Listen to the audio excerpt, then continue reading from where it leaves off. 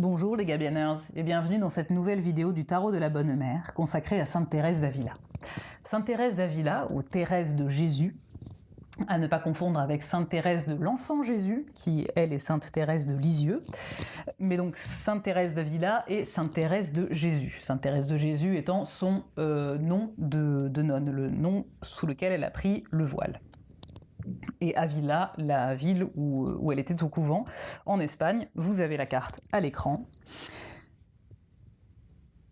Alors, on va parler de Sainte Thérèse d'Avila, qui est une femme absolument remarquable, au destin vraiment très particulier, qui est née en 1515 et décédée en 1582, qui a été décrétée, élevée au rang de docteur de l'Église en 1970. Elle a été la première femme à l'être, justement pour son œuvre de réforme de l'ordre des Carmélites, mais plus encore par sa pensée théologique, ses pensées mystiques et sa poésie qui elle aussi est mystique.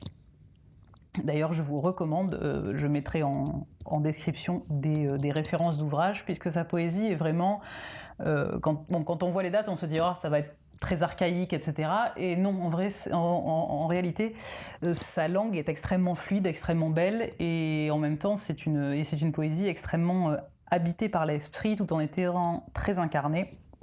Je vous recommande, je vous mettrai en description des références d'ouvrages.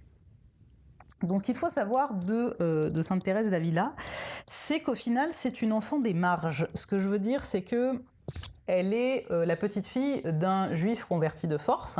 La Reconquista s'est terminée en 1492. Donc pendant toute cette période et celle qui a suivi, l'Inquisition en Espagne est très très forte. Et on force les juifs à se convertir. Et on les garde entre guillemets sous le microscope pour vérifier qu'ils ne lisent pas la Torah en cachette, qu'ils sont vraiment bien chrétiens, qu'ils mangent du porc comme tout le monde, etc. Donc, bien entendu que le catholicisme qu'ils développent est extrêmement ostensible et que dans ces familles, la question de l'honneur et de passer inaperçu est absolument centrale. Malheureusement, ou heureusement, je ne sais pas, Thérèse d'Avila, dès ses 6 ans, sait lire, elle est passionnée de romans de chevalerie, elle est passionnée par tout ce qui se passe d'extraordinaire dans ces romans, ce qui fait qu'elle va fuguer, elle va vouloir être une de ces belles princesses sauvées par des chevaliers, donc elle va être très tôt dans un jeu de séduction, elle va longtemps se flageller après, justement parce qu'elle prenait beaucoup trop soin de sa personne et qu'elle était beaucoup trop attentive à se coiffer, se maquiller et à toutes sortes de vanités. Et en même temps, elle était extraordinairement curieuse d'absolument tout. Elle voulait tout tester de la vie, elle voulait profiter de la vie au maximum, tester tout ce qui pouvait se faire sur Terre pour vivre au maximum. Et cependant, elle a toujours prié. Elle n'a jamais, abandonné complètement sa foi ni ses habitudes de prière. Donc, elle avait dans ces moments de solitude, dans sa vie un peu débridée, elle continuait à prier et à avoir cette mystique intérieure qui ne va pas la quitter, qui va au contraire s'amplifier avec l'âge. Elle va tomber malade, vers 1531, 1532, elle va être malade, elle va rentrer au couvent parce que son père refuse de la reprendre chez lui alors qu'elle est malade, donc elle va rentrer au couvent, qui est un couvent ouvert à l'époque, c'est-à-dire qu'on peut y entrer et en sortir comme on veut pour se rendre au village, etc. Et donc elle va être un peu soignée, ou en tout cas entourée quand elle fait des crises, puisqu'elle fait... Aujourd'hui, on dirait qu'elle fait de l'épilepsie ou des crises de cardiomyopathie. Avec les récits qu'on a de ces symptômes, c'est à peu près comme ça qu'on diagnostiquerait aujourd'hui. Donc elle prononce ses vœux le 3 novembre 1534,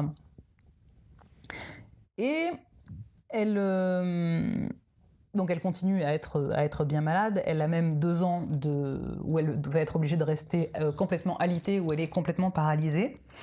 Et d'un coup, en 1541, alors qu'elle est sur le point d'abandonner la prière parce qu'elle en a marre, parce qu'elle est à bout de force, elle est à bout de fatigue nerveuse et physique due à ses douleurs, d'un coup, elle dit qu'elle reçoit la grâce divine de se sentir tellement proche du Seigneur qui lui aussi est allé au bout de la souffrance, en fait, et donc de se rendre compte qu'elle n'arrive pas à la cheville de cette souffrance-là, mais que lui comprend cette souffrance. Et donc elle se sent entièrement... elle reçoit la grâce divine de se sentir bénie de Dieu, en communion avec Dieu. Et à partir de là, elle va prier de plus en plus, créer ses propres oraisons, c'est-à-dire rédiger elle-même ses propres prières, ou les inventer puis les rédiger. Et elle va avoir certaines visions. Donc elle est extrêmement effrayée, bien entendu, au début de ses visions, parce qu'elle se dit que c'est le diable qui lui donne ses visions. Les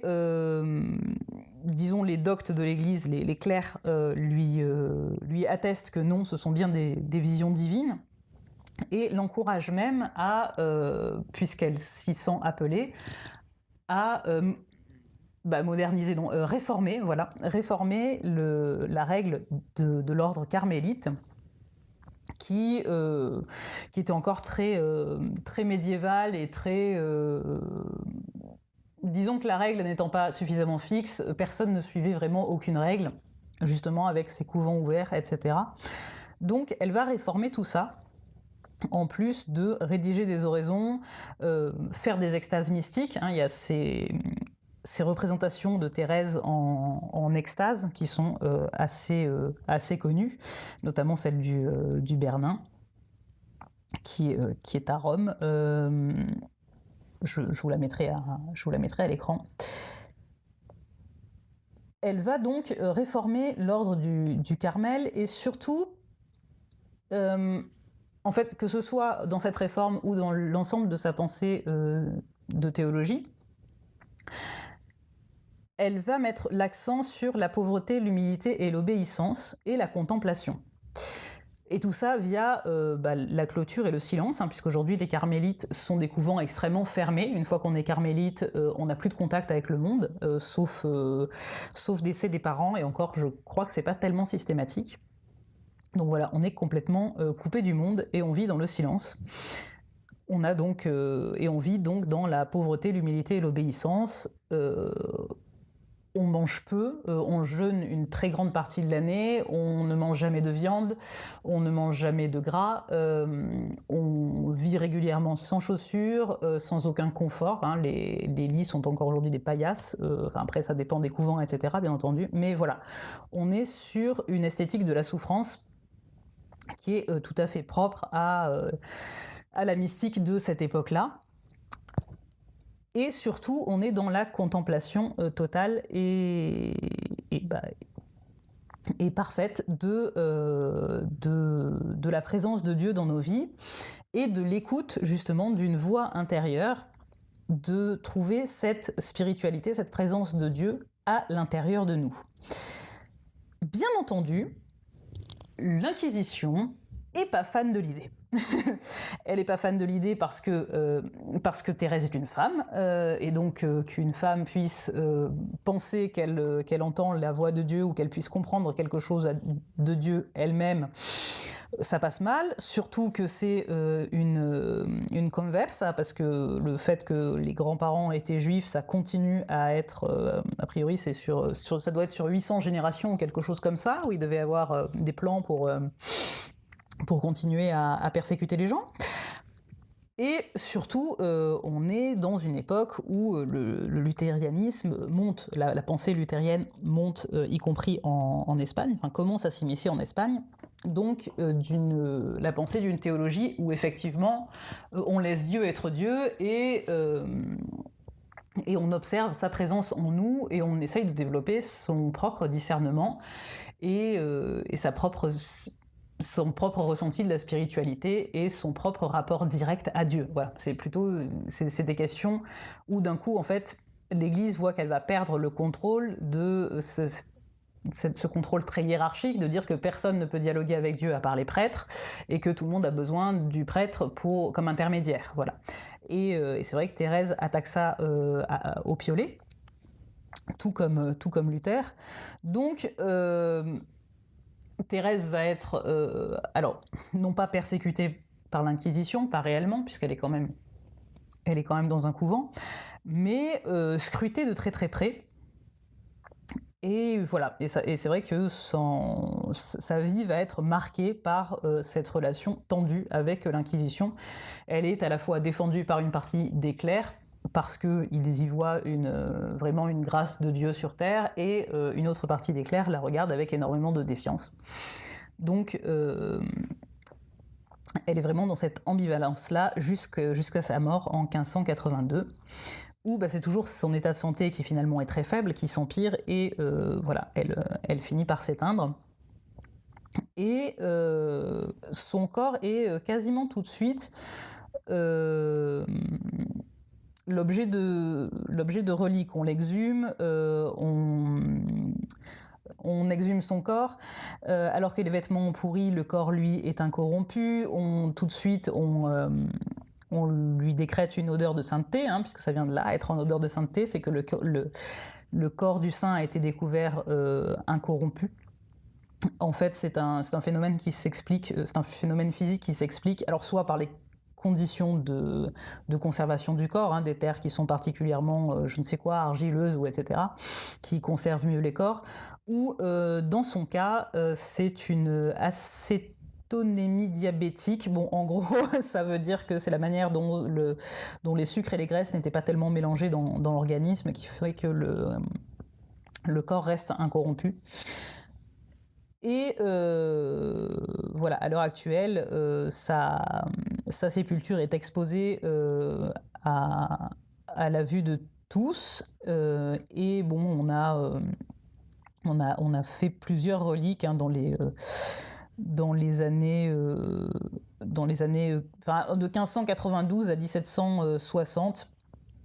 Il y a plusieurs, comment dire, la dépouille est exhumée à chaque fois, et on fait quelques examens médicaux, et on en découpe des morceaux pour les mettre par-ci et par-là, parce que tout le monde veut son morceau de saint. Donc voilà, il y a ça. Qu'est-ce qu'on peut dire, que sa main gauche est à Lisbonne, son pied droit est à Rome, sa main droite est en Espagne, mais à Ronda. Voilà, il y a un doigt d'elle qui serait à Notre-Dame-de-Lorette, à Paris, etc., etc. On voit que, bon, il y avait un trafic de reliques aussi, lesquelles sont vraies, lesquelles sont fausses, etc. Bien entendu que tout cela est soumis à caution. Mais quoi qu'il en soit, on voit que malgré les réticences de l'Inquisition et malgré tout ce qu'on a pu dire d'elle, très vite après sa mort, tout le monde s'est arraché ses reliques. C'est justement parce qu'elle avait eu un impact dans la pensée chrétienne extrêmement fort. Voilà, je crois que j'ai à peu près tout dit de ce que je voulais dire, en tout cas. En 2011, Benoît XVI dit d'elle: « Elle est l'exemple de cette sainte, profondément contemplative et efficacement active, qui nous pousse, nous aussi, à consacrer chaque jour le juste temps à la prière, à cette ouverture vers Dieu, à ce chemin pour chercher Dieu, pour le voir, pour trouver son amitié et trouver ainsi la vraie vie. » Voilà, donc ça résume un petit peu effectivement toute la dynamique de sa vie, qui a été très contemplative effectivement, mais aussi de cette voie intérieure pour trouver Dieu, pour ressentir Dieu en soi-même. Et en cela, elle a été un petit peu la première, en tout cas la première femme à aller aussi loin dans ces récits-là. Et surtout, donc, comme je le disais, dans une Espagne pas très ouverte à ce genre de concept, que ce soit dans l'autonomie du croyant ou dans la liberté d'une femme. Donc, la reine d'Ostie, habituellement, ici c'est un extrait de la restauration du Vieilleville que j'ai enfin terminé, qui m'ont enfin été livrés et que j'ai fini de découper. J'en suis très très fière. Je l'ai tiré à 24 exemplaires. Il y a des exemplaires dispo à la vente. Si vous êtes intéressé, mettez-moi en commentaire. Moi, c'est un tarot que j'aime beaucoup et je vous en parle sur Instagram de toute façon, donc c'est pas le lieu pour le moment. La reine d'Hostie, habituellement, c'est l'esprit pratique et la détermination qui mènent à l'abondance et au succès. Effectivement, Sainte Thérèse d'Avila, c'est peut-être pas l'esprit pratique, parce que effectivement, elle n'a pas forcément brillé par des actions pratiques, etc. Mais c'est une détermination. C'est une détermination qui n'a pas su faiblir ni contre les attaques, ni contre les menaces, ni contre la clameur publique, c'est une détermination à se rapprocher toujours plus de Dieu par des moyens qui peuvent être aujourd'hui, qui peuvent nous paraître datés, qui peuvent être extrêmes, qui ne sont peut-être plus nécessaires ou qui ne sont pas nécessaires à tout le monde, etc. Mais c'est cette détermination à trouver Dieu en soi et à écouter au plus juste sa voix, sa spiritualité intérieure finalement, une capacité à toujours rendre grâce au Seigneur aussi et à se sentir en sécurité en permanence et sauvé parce que à l'ombre de Dieu, qui rejoint cette symbolique effectivement de détermination, d'abondance et de succès, puisque finalement la pensée de Thérèse d'Avila a été couronnée de succès, puisqu'elle a même été nommée docteur de l'Église. Alors certes, longtemps après sa mort, mais c'est un succès quand même. Et elle apporte une signification complémentaire qui est justement la mise en garde contre la fuite de ses engagements et le trop de contemplation, mais aussi l'excès de matérialisme, parce que, en fait, elle indique qu'il faut trouver un juste milieu entre excès de matérialisme ou désincarnation de l'esprit, puisque à force de volonté de souffrance, etc., et de tous ces épisodes d'extase mystique, elle est aussi très proche de la désincarnation complète, de redevenir un pur esprit.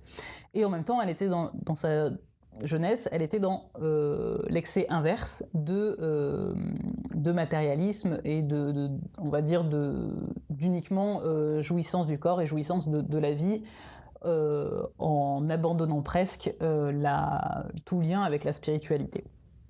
Donc elle met vraiment en garde sur ces deux pôles pour remettre finalement la matière. Et d'autant plus l'argent aujourd'hui, on pourrait dire, à leur juste place, pour toujours retrouver en fait la contemplation dans la matière de la grâce que Dieu nous a fait de nous donner un corps de chair et de tout ce de quoi nous pouvons rendre grâce au quotidien, de ce que nous avons, de ce que nous savons faire, de ce que nous pouvons faire, etc. Voilà.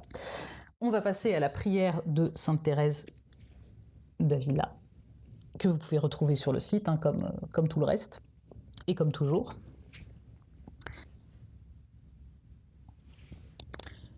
Ô Sainte Thérèse d'Avila, toi qui as écrit que rien ne te trouble, que rien ne t'effraie, tout passe. Dieu ne change pas, la patience obtient tout.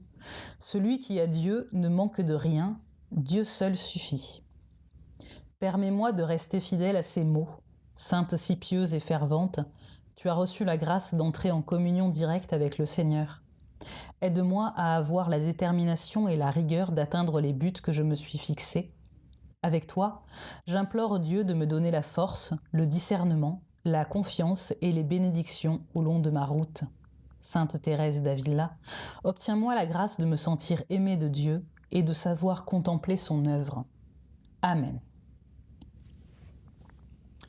Voilà, donc là on va passer au tirage. Donc, comme vous pouvez vous en douter, vu ce que je vous ai dit sur la carte, le tirage nous parle de notre juste milieu, justement entre l'excès de la matière et l'excès de l'esprit, où se situe le juste milieu à trouver pour nous, entre ces deux pôles, entre des pôles de notre vie. La carte numéro 1, qui est celle-ci, c'est nos excès de principes positifs. On dirait que c'est nos excès... Bêtement, on dirait que ce sont les excès dans le spirituel et la carte numéro 2, les excès de principes négatifs, les excès dans le matériel. Mais ça dépend vraiment des tirages et ça dépend de ce que vous allez tirer et dans quelle mesure vous parlent les cartes qui vont sortir. Donc c'est plutôt des principes positifs et des principes négatifs. Par exemple, votre excès de principes positifs, si une carte sort qui va être la charité, c'est que vous êtes quelqu'un de trop charitable, voilà, au point de vous oublier vous-même. Tandis que dans les principes négatifs, si ce qui sort est... oui, si par exemple les principes négatifs sont l'indécision, vous êtes quelqu'un qui pondère énormément, mais peut-être trop, ce qui vous rend indécis,